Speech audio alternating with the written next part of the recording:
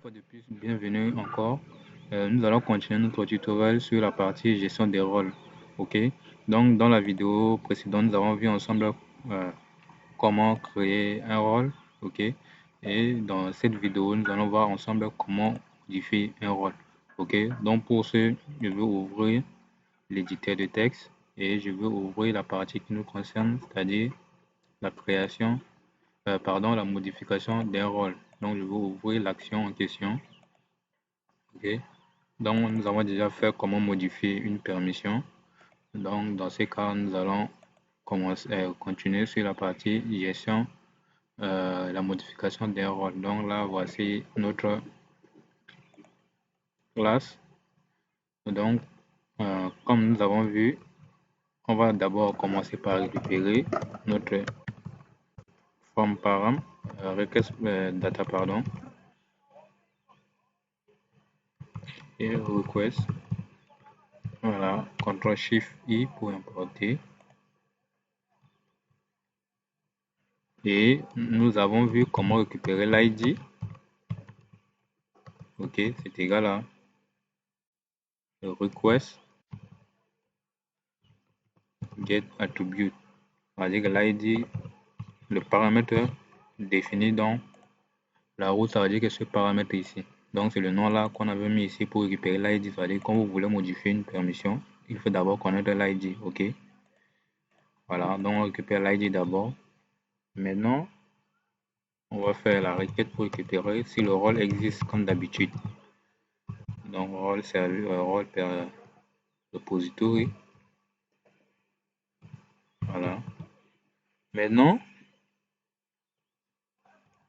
là je vais commenter d'abord pour dire à l'éditeur que voilà, c'est une instance de la classe rôle.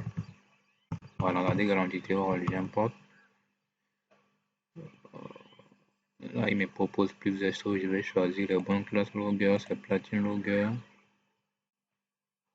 Template, c'est platine template.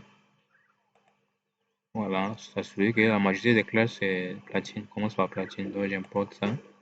Parfois, quand vous importez comme ça, il va faire des bêtises, donc il faut revenir et vérifier. Voilà, vous voyez, au lieu de mettre use après namespace, il met le use avant. Donc généralement, vous pouvez vous confronter à ce genre de problème, il suffit de regarder.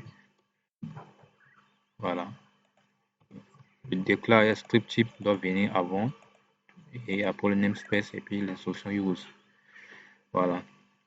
Et dans la classe role, ok, si vous faites click droit, navigate go to declaration, ce problème. Pourquoi on ne peut pas aller dans declaration, dans Andor, dans le framework, platine PHP, framework, source, autant et entity. On vous ouvre rôle. On dit que rôle a une relation avec la permission, relation NR. Ok, maintenant comment récupérer cette permission, ok, donc il suffit de faire l'instruction repository et vous faites with. Ok, donc le paramètre de with c'est le name que vous avez défini ici. Ok, c'est le name que vous avez défini ici. Par exemple, que je vous ai dit le nom ici, là, vous devez savoir c'est quoi rôle. Voilà le rôle de ce nom. C'est, on dit récupère au moins la permission avec les relations en question. Ok, c'est-à-dire que la permission, s'il y en a plusieurs, vous mettez le with là avec le nom de permission. Mais pour notre cas, on a seulement une seule relation et qui est NR. Donc, généralement, ce qui est NR, moi, je mets le nom avec S à la fin, comme Charmaine. Si c'est juste une relation simple ou bien belong tous, alors je mets seulement au singulier. Ok, donc c'est cette instruction. Donc, au lieu de faire, on récupère d'abord le rôle et après on fait une deuxième requête pour récupérer encore la liste de permissions. Donc, vous voyez, c'est fastidieux. Donc, avec cette instruction-là, et ça, c'est vraiment économique. Pourquoi?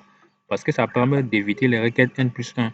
Ok, au lieu de faire récupérer ça, deux requêtes, seulement une seule requête, on récupère tous les éléments. Ok, et comme d'habitude, on vérifie si rôle existe. Donc, si c'est égal à nul, ça veut dire que le rôle n'existe pas. Et la personne voulait modifier un rôle qui n'existe pas. Alors, comme d'habitude, this flash logger. Ok, voilà, on dit notre find role with id, notre variable holder, et en deuxième paramètre, on passe, c'est-à-dire que lui, on demande de remplacer tout ce qui est entre accolades là par les données en deuxième paramètre, et ce qui va afficher à l'utilisateur cette erreur.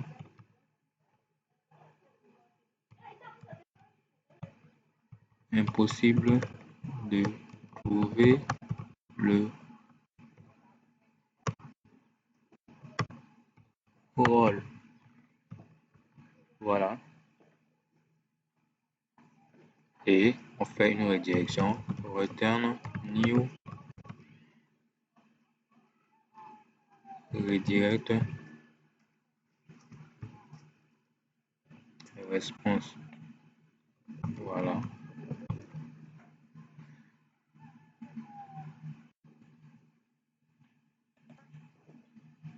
Et en paramètre, on a this route helper generate URL. Ça veut dire que le nom de notre pour la liste est role list. Voilà. On va tester ça rapidement. Donc je voulais modifier un rôle dont l'ID n'existe pas. Alors 189. Voilà, c'est impossible de trouver le rôle. Vous voyez. Donc là, ça prouve que notre code fonctionne. OK. Maintenant, on va récupérer comme d'habitude la liste de permissions à afficher. Donc là, c'est list permission repository order by. OK. Code et rôle. Ça veut dire qu'on affiche tout. OK. Maintenant, on va récupérer l'ID des permissions actuelles de ce rôle. OK, donc courant permission. ID, on initialise à vide. OK. Maintenant, on a déjà récupéré, c'est un for riche, la relation, avec la liste des permissions. Donc, quand vous récupérez avec with, alors le nom de la relation va se greffer avec l'instance de votre classe. C'est-à-dire que rôle qui est ici là. OK, donc pour récupérer la relation, il suffit de parcourir rôle et puis vous mettez le nom de la relation. OK, ça serait un tableau parce que c'est un truc NR, donc ça serait un tableau. Si c'est une instance simple, ça sera l'instance de la relation en question. OK, mais là c'est un tableau, donc on fait un for each dessus. As P, alors on va mettre dans ce tableau tous les ID. OK, de permission en question. Pourquoi? Parce que dans le formulaire, on devait cocher automatiquement les permissions déjà enregistrées pour ce rôle. Donc, raison pour laquelle on met ça dans un tableau, c'est-à-dire uniquement les ID, parce que là, ça sera l'instance de l'entité. OK. Donc là, on met ça dans le tableau pour nous permettre de passer à la view. OK.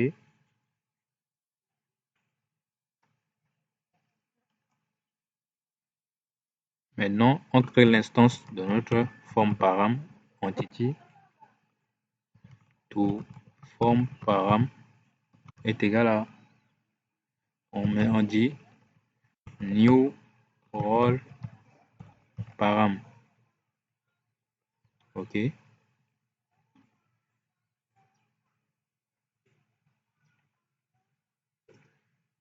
Et on dit from entity, ça veut dire qu'on crée l'instance from l'entité role. OK. Et on va définir, voilà, les permissions courant. Donc c'est entity set permission. C'est-à-dire que la liste des ID là qu'on va définir, voilà, c'est un tableau, voilà. Comme il sait que c'est un tableau, il va rechercher la dernière variable, un tableau, et il va mettre ça. OK. Et là, c'est bon. Maintenant, on va faire comme d'habitude, if request get method est égal à get.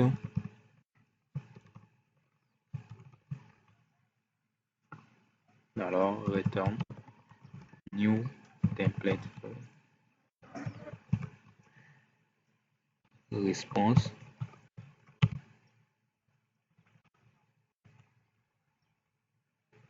Le premier paramètre, c'est l'instance template.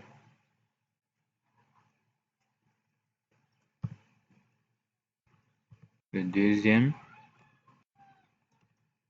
le chemin, rôle, edit. Et le troisième, les données. Ok, donc on a param qui est déjà ici.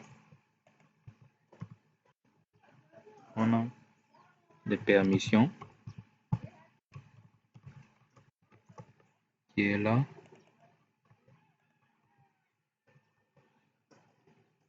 Voilà. On va essayer d'abord. Pour le cas-ci. Voilà. C'est un truc vide là pour dire que c'est bon. Ok. Donc, si vous ouvrez votre template, edit, vous faites seulement edit et vous rechargez. Voilà, c'est bon. Donc là, on va continuer d'abord sur les actions. Maintenant, on passe à ce qu'on appelle les validateurs. Donc, form param, new role param et les données du formulaire.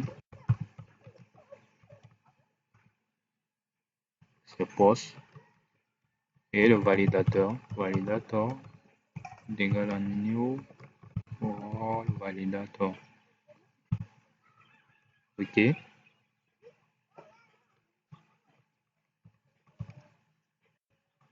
Le form param et long c'est this long, c'est-à-dire que l'instance. Maintenant, on vérifie si les données saisies sont correctes. Donc, c'est la négation. Donc, if validator validate.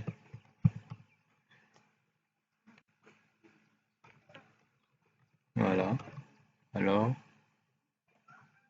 n'oubliez pas à chaque fois qu'on vous copie cette ligne-là de remplacer le form param par la valeur en question pour ne pas commettre la même bêtise qu'avant. Et les erreurs de validation. Error égale à validator.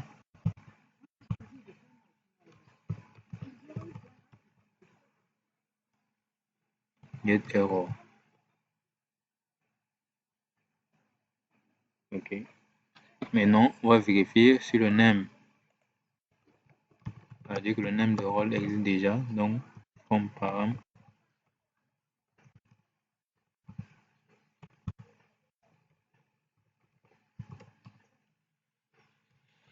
Get name.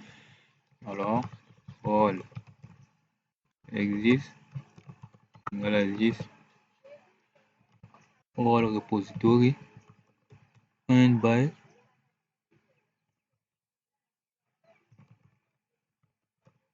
name. Ok. Maintenant, if rôle existe, c'est-à-dire que ceci c'est pas nul. Et comme on sait déjà, c'est pas l'ID qu'on est en train de modifier.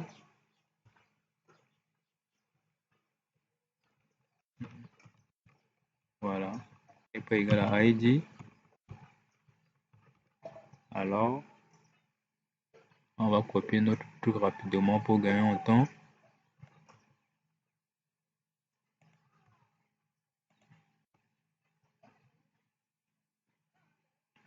On dit, là c'est une erreur, pas avertissement, rôle, with, name, voilà, échange les libellés, already exist. Et on dit ici, ce rôle existe déjà et on retourne ça. C'est-à-dire qu'on réaffiche le formulaire pour que la personne puisse corriger. Et là, il n'y a pas les erreurs de validateur. Voilà.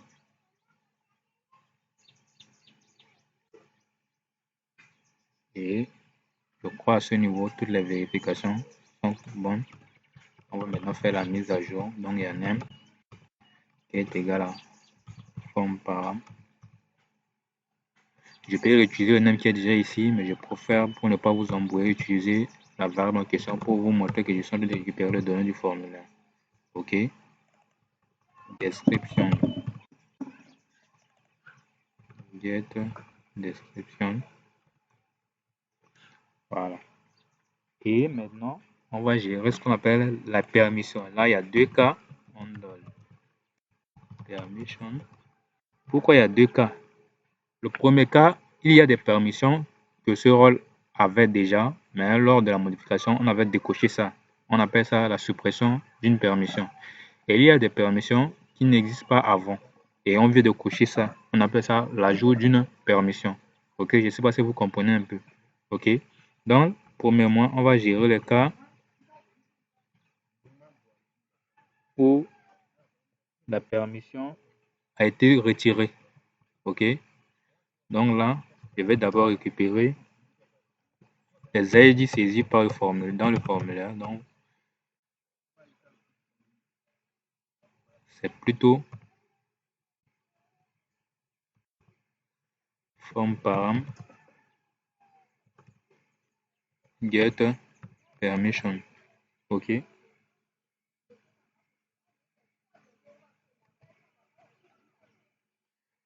On va dire permission ID to delete, c'est-à-dire que la liste des ID à supprimer, égale à quoi? On va utiliser la fonction arrayDiff. ArrayDiff de quoi? Ce qui existe, on a déjà défini ça en haut, c'est-à-dire que ce qui est le rôle actuellement, et les nouveaux, c'est-à-dire que ce qu'on vient de saisir, c'est-à-dire que la variable qui est ici, ce sont les nouveaux cochés. Donc, brièvement, la fonction arrayDiff permet de quoi?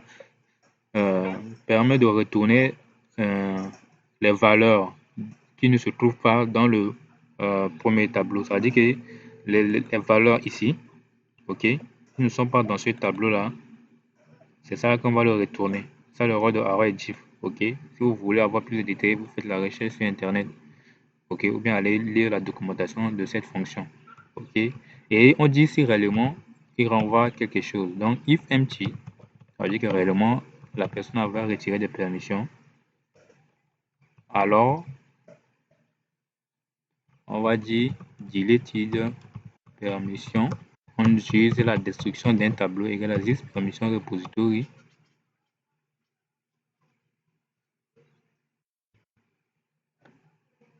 Find all. OK.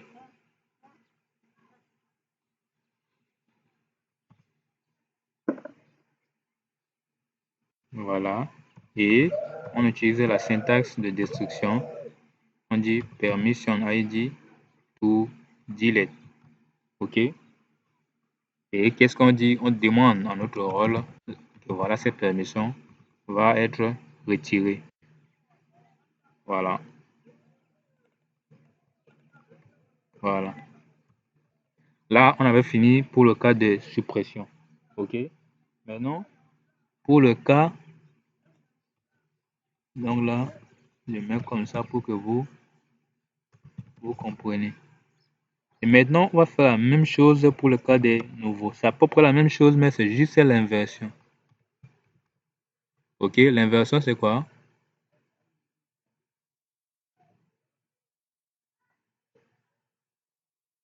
Donc là, permission ID to add. C'est juste l'inversion de ça. Vous voyez? Et ça. Parce que si on voulait ajouter, cela veut dire que l'ID ici, qui ne se trouve pas ici, cela veut dire que ce sont les nouvelles permissions. OK, et là, on change le nom des variables et on dit Edit permission est égal à ça. Vous voyez, c'est la même chose. Et on dit en notre rôle que voilà, ces permissions doivent être ajoutées. Voilà. Et une fois que c'est bon,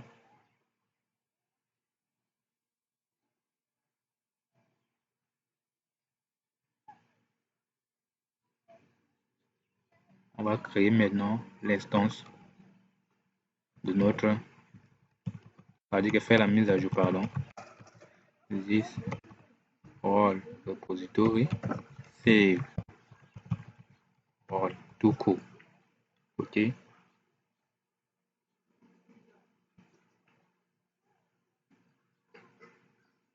Et si tout ne passe pas comme prévu, if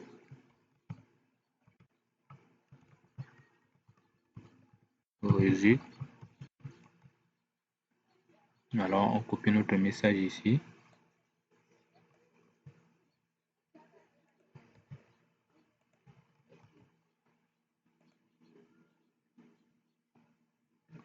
On dit error when with the role.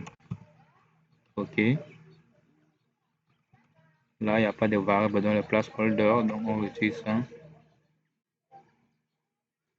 Et on dit erreur lors de l'enregistrement du rôle. OK. Et on réaffiche le formulaire. Voilà.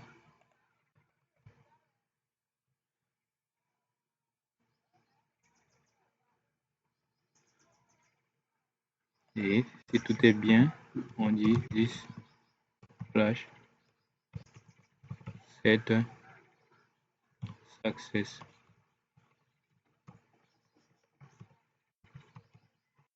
Rôle enregistré avec succès.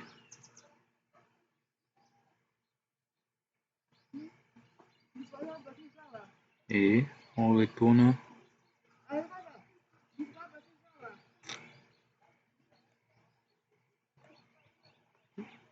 sur la liste des rôles.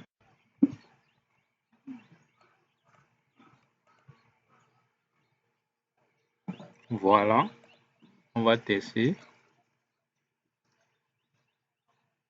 OK, aucun problème. Donc là, on a fini la partie action. On va passer à la partie modification. La modification, c'est la même formulaire que la création. Ça, je vous ai déjà expliqué. OK. Et vous allez voir comment ça va changer modification d'un rôle.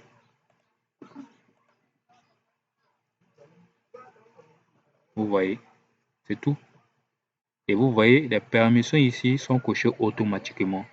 Grâce à quoi? Grâce à ce qu'on avait défini ici.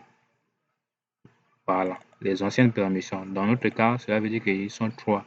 OK, si je prends un truc qui n'a pas de permission, par exemple celui-là, celui-là 2 permissions.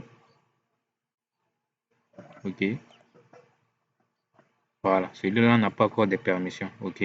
Donc là, on va prendre ça pour faire la modification. Donc là, pour expliquer les 2 lignes ici,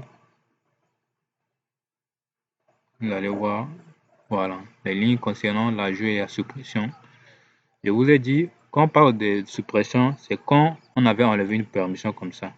OK, bon là, il y a une dépendance avec cette permission. Je prends ce cas. Supposez que pour l'instant, vous voyez le nom du rôle, le nom du rôle ne s'affiche pas lors de la modification. Cela prouve qu'il y a un problème. Voilà, vous voyez, j'ai fait une bêtise ici lors de la création. C'est pas code, mais c'est name. Vous voyez, quand je fais le rôle là-bas, le rôle va être répertorié ici. Voilà, c'est name. Donc, je recharge la page. Voilà. Si je prends une permission qui a une description, voilà, celui-là pour voir si la description va être remplie. Voilà, c'est bon. Voilà, maintenant je reviens. Donc, si je décoche la partie Delete User, cela veut dire que je voulais retirer la permission Delete User avec sur ce rôle. Donc, ce qui va se faire, quoi, on va retirer ça. OK? Et maintenant, si j'ajoute une nouvelle permission, ça veut dire que je vais cocher ça parce que cette permission n'existe pas. OK? Et quand vous validez, je vous ouvre le log pour que vous voyez bien. TMP log, la date de la journée d'aujourd'hui. Je supprime tout et je valide sans problème. Et qu'est-ce qu'il a fait? Vous voyez, je cherche là où il y a les requêtes. Voilà. Vous voyez où est l'update. Voilà. C'est ici. Bon, ça, c'est lors de l'affichage. Maintenant, vous voyez, delete from, vous voyez, relation NR. Delete from, role permission, ouais, role ID est égal à ça, une permission est égal à ça. Ça veut dire que ce sont les permissions qu'on vient de cocher. De cocher, ça veut dire que le cas de delete user. Vous voyez, l'ID de la permission, c'est 8 ici. C'est le delete user. Et maintenant, on avait ajouté une nouvelle permission. C'est là qu'on parle de l'insertion. Vous voyez, tout ça, ça a été géré par les lignes qui sont là. Les deux lignes là, ok? S'il y a les permissions à supprimer, alors on le retire. Le fait de faire role remove permission permet d'exécuter cette requête là. C'est-à-dire que le delete, ok? Et le fait de faire role.set permission permet d'ajouter les permissions ici. Ok? Si vous réaffichez le formulaire de modification, vous voyez, c'est bon. Ok? Donc, si j'ajoute par exemple desk ou description, et voilà, ça a été mis à jour. Ok? Donc, voilà, je crois, la partie modification d'un rôle. Ok? Donc, si vous avez des questions, n'hésitez pas à poser dans les commentaires. Donc, dans la prochaine vidéo, nous allons voir ensemble comment afficher les détails d'un rôle. Le détail, c'est juste afficher le rôle et la liste de cette permission. Ok? Parce que pour l'instant, on n'a pas le moyen de connaître la liste des permissions. Pour le voir, il suffit juste de cliquer sur modifier. Et ça, c'est pas bon. Donc, raison pour laquelle on avait ajouté un lien qui permet de voir les détails